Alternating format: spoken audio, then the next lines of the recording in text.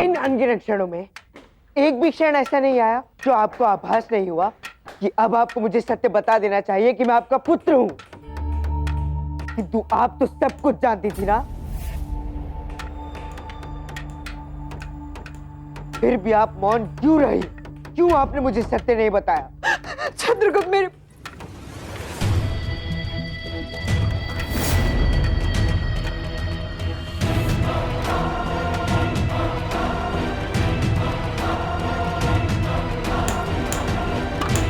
कैसे कैसे इतनी निर्दयी हो सकती है आप?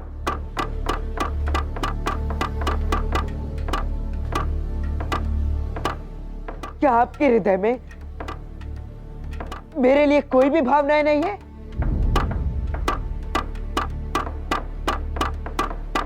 क्यों कर रहे हैं आप ऐसा? अब जब मैं सब कुछ जानता हूं, आपके सामने खड़ा हूं और आपसे ममता की भीख मांग रहा हूं, फिर भी आप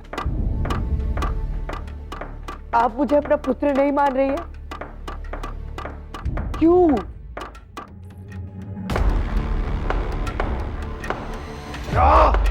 क्या बोल रहा है ये दास? कुछ सुनाई नहीं दे रहा मुझे। ठीक है, यदि आप इस प्रकार अपनी भावनाएं व्यक्त नहीं करेंगी तो मैंने भी ठान लिया है कि अब मैं कुछ ऐसा करूंगा जिससे कि आप बाध्य हो जाएंगी मुझे अपना पुत्र स्वीकार करने के लिए। और ये मेरा वचन है।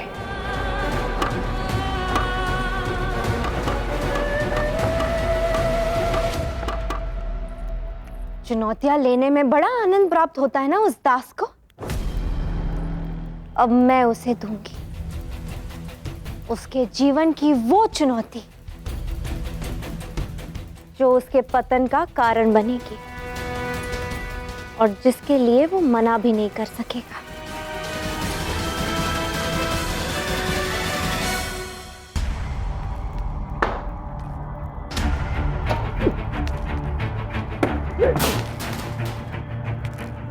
ये सब क्या हो रहा है?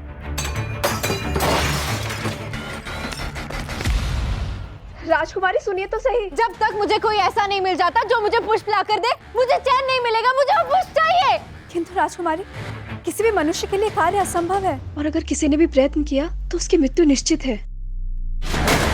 ये क्या हो रहा है शिप्रा?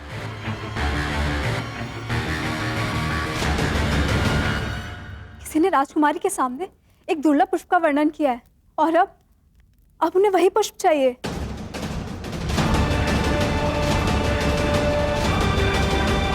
तुम मेरे अंगरक्षक हो, है ना? अर्थात मेरी हर इच्छा को पूर्ण करना भी तुम्हारा दायित्व है। नहीं, ये मेरे कार्यक्षेत्र में नहीं है। नहीं है? अब होगा।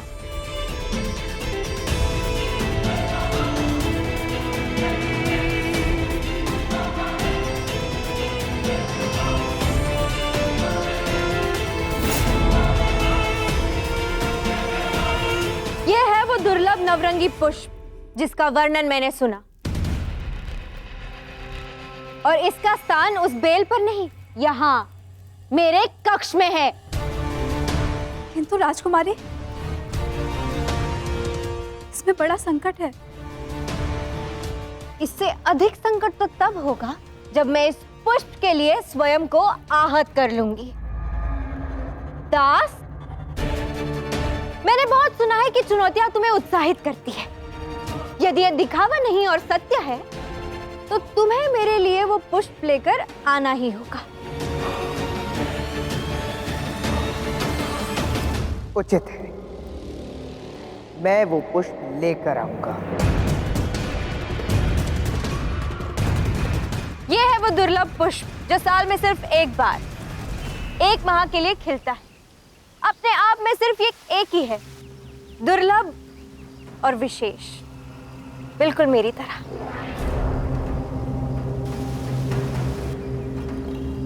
राजकुमारी जी, मेरे विचार से इसे प्राप्त करना असंभव है।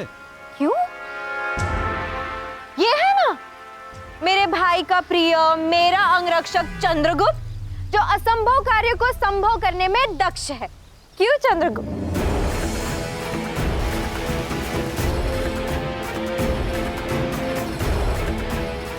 भाग गया। मेरे भाई से कहना कि चंद्रगुप्त डरपोक निकला और डर के कारण भाग गया। राजकुमारी,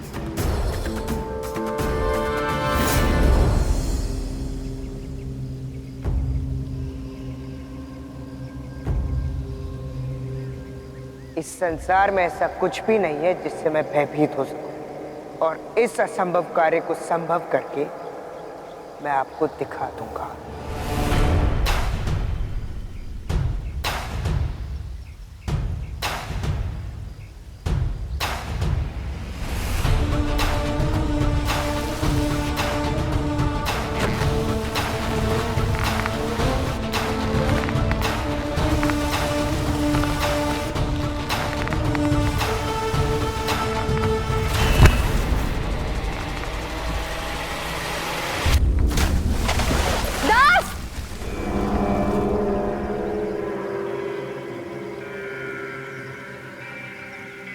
बड़ा आया था असंभव कार्य को संभव बनाने। चुप चुप हो जाओ और जाकर ढूंढो उसे।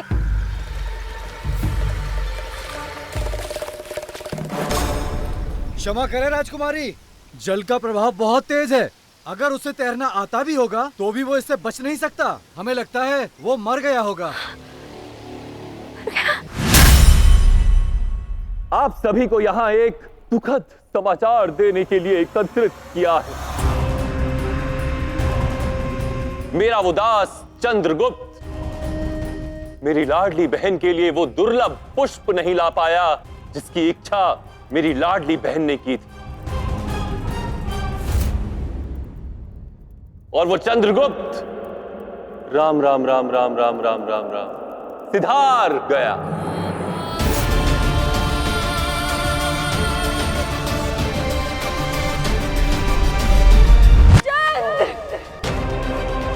चंद्रगुप्त!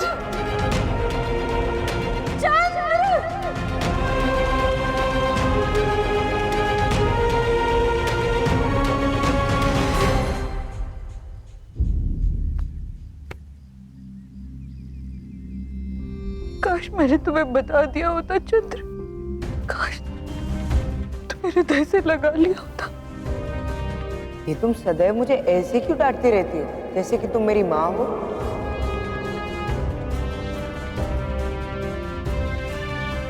ये कंगन आप ही का है ना? मैं आप ही का पुत्र हूं ना? फिर भी आपने इस सत्य को मुझसे दूर क्यों रखा?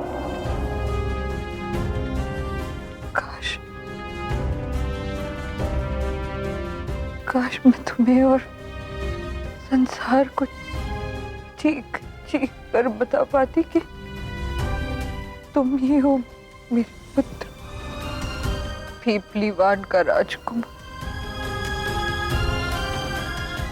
मौर्य वंश का अंतिम वंशज चंद्रगुप्त मौर्य। चंद्रगुप्त मौर्य। चंद्रगुप्त माँ,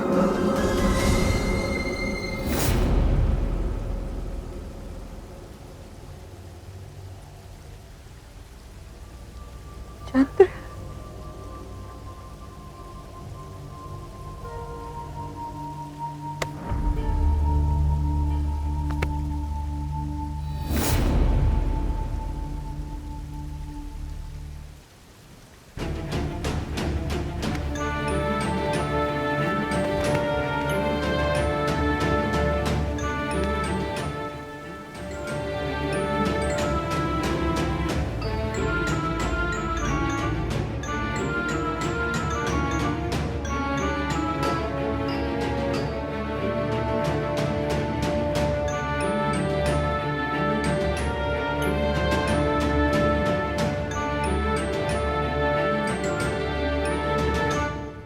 जो सत्य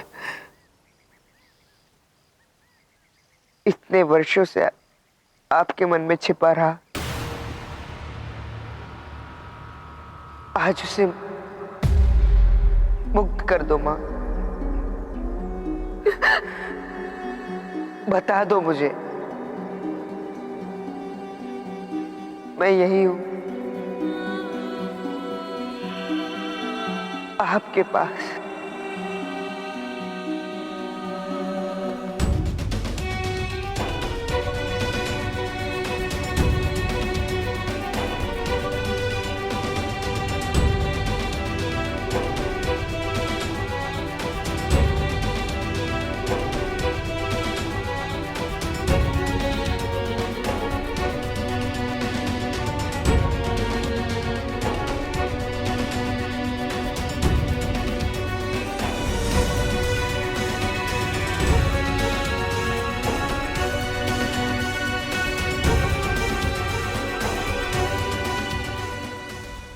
क्यों आपने मुझे सत्य नहीं बताया? क्यों मुझे स्वयं से दूर रखा आपने? क्यों माँ, क्यों? क्योंकि महत्वपूर्ण ये नहीं था कि तुम मेरे साथ जियो चंद्र, महत्वपूर्ण ये था कि तुम जियो। यदि तुम्हारा और मेरा संबंध संसार के सामने आ जाता तो धनानंद तुम्हें जीवित नहीं रखता, हत्या कर देता वो तुम्हारी। वीरभद्र की भांति।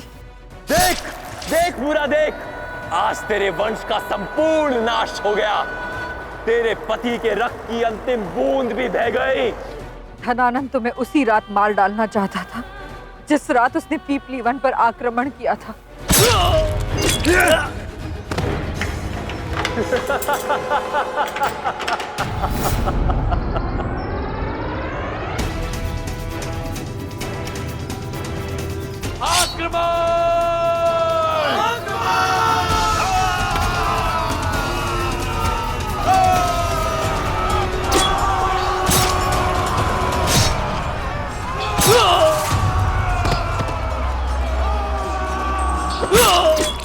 धनानंद, तुम तो शांति दूत बनकर आए थे। शांति दूत नहीं, चंद्रवर्धन, यमदूत।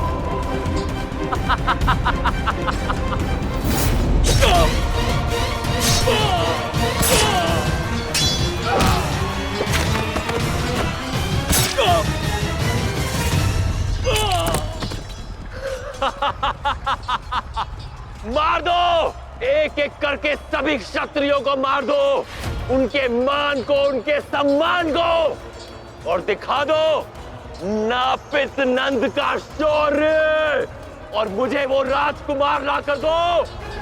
कहाँ है वो राजकुमार? सेनापति जी, मैं नहीं आऊंगी, मैं यहीं रुकूंगी और लड़ूंगी। आप जाइए और साथ में मेरे पुत्र को भी ले जाइए। इसे मेरे भाई के पास ले जाइए, शीघ्र कीजिए। माँ, नहीं जाना माँ मुझे।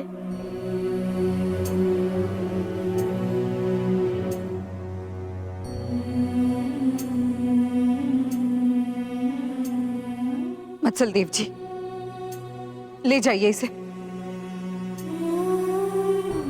माँ नहीं जाना मुझे, नहीं जाना माँ मुझे।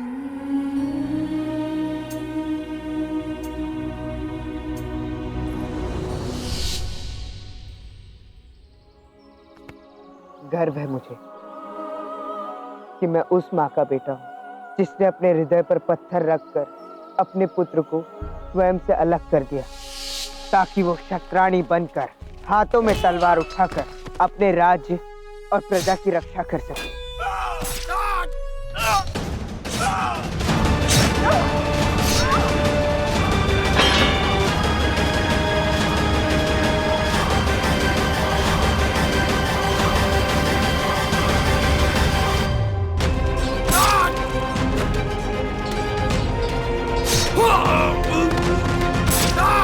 रुक जाओ सम्राट चंद्रवर्धन, अन्यथा आपकी प्रिय पत्नी अपने प्राण खो देगी। नहीं आर्य, आप आत्मसमर्पण नहीं करेंगे, और इस क्रूर सम्राट के लिए तो बिल्कुल भी नहीं। नहीं।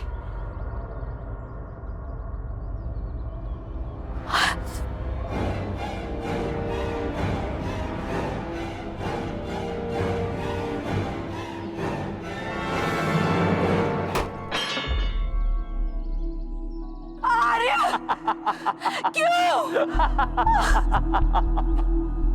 तुमने ही सिखाया था ना मोरा, वास्तविक क्षत्रिय वो जो संवेदनशील हो, जिसमें करुणा हो।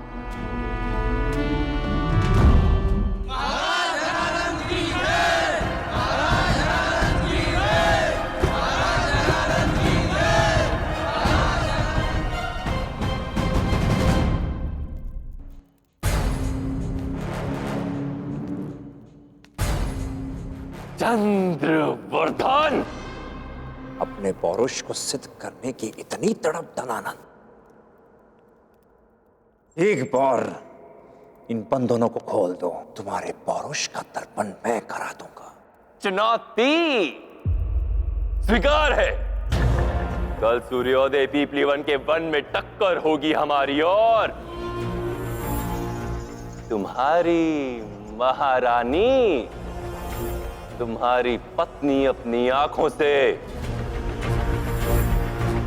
अपने पति का दमन देखेगी।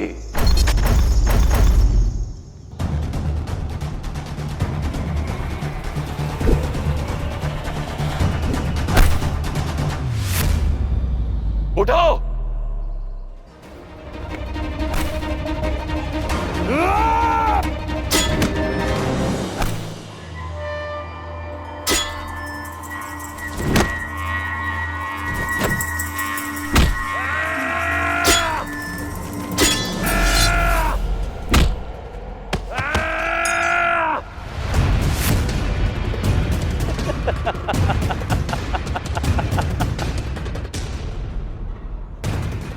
अब चाहे तो मुझे मार भी डालो, फिर भी हार जाओगे, क्योंकि तुम्हारी आशा हार चुकी है। मेरे सैनिकों ने तुम्हारे पुत्र की हत्या कर दी है। मारा जा चुका है पिपलीवान का राजकुमार।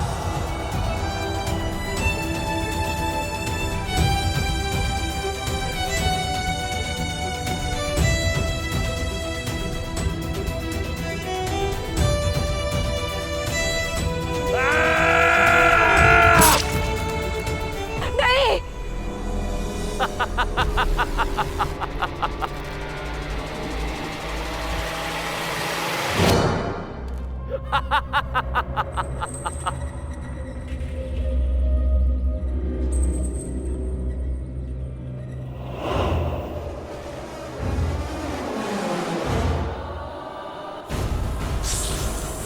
बहुत विशुगला है चंद्रवर्धन ने मेरे विरुद्ध आज।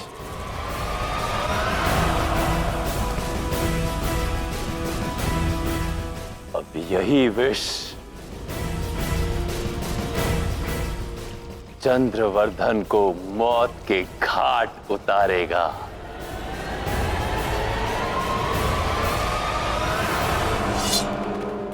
कल सभा में जो तुमने मेरे प्रति विष उगला था, उसे मैंने इस तलवार में लगाकर तुम्हें सूद समेत लौटा दिया है चंद्रवर्धन।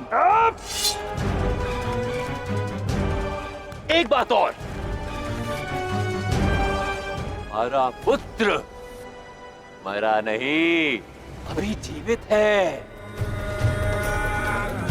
किंतु जब तुम्हारे जीवन का सूर्यास्त होने वाला है तो उसके श्वासों को ग्रहण लगाने में अधिक समय नहीं लगेगा, और शीघ्र ही तुम्हारी भेंट तुम्हारे पुत्र से होगी, किंतु यहां नहीं, राम राम राम राम राम राम राम वहां। आर्य!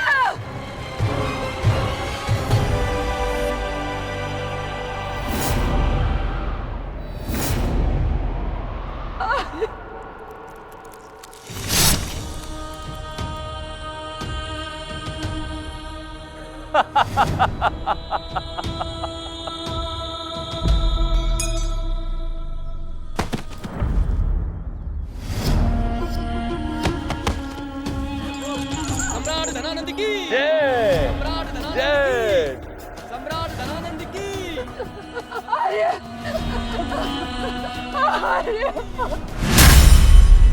अब और आंसू नहीं, अब रक्त बहेगा तो धनानंद का। आज इसी समय मैं उसके पास जाकर उससे प्रतिकार लूंगा। उस हर एक पीड़ा का, उस हर एक यातना का हिसाब लूंगा जो उसने आपको दी।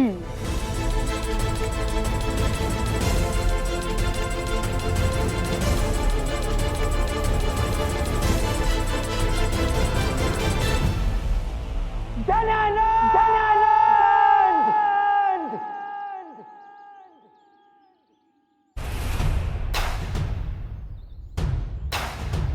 अब तेरा दास नहीं, तेरा काल बनकर अपनी मां के आंसू और अपने पिता के रक्त का प्रतिकार लेगा ये चंद्रगुप्त।